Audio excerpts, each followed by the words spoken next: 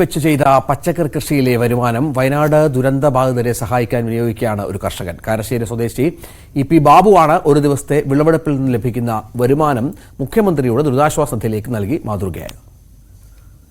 ഓണവിപണി ലക്ഷ്യം വെച്ചാണ് കോഴിക്കോട് മുക്കം കാരശ്ശേരി പഞ്ചായത്തിലെ മുരിങ്ങാംപുറായി സ്വദേശി ഇ.പി. ബാബു കൃഷി ഇറക്കിയത്.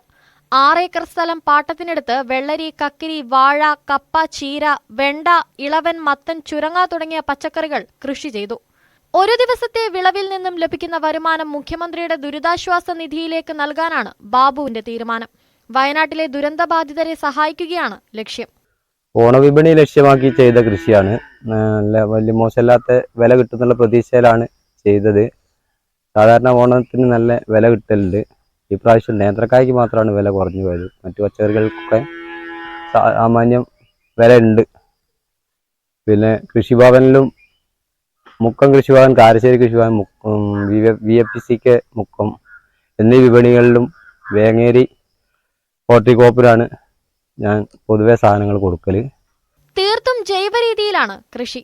വിളവെടുക്കുന്ന പച്ചക്കറി VFPCK, ഹോർട്ടികോർപ്പ്, കൃഷിഭവൻ എന്നിവിടങ്ങളിലാണ് വിൽക്കുന്നത്.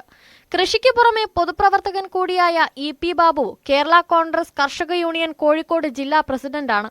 ന്യൂസ് 18 മുക്കം. അപ്പോൾ അങ്ങനെ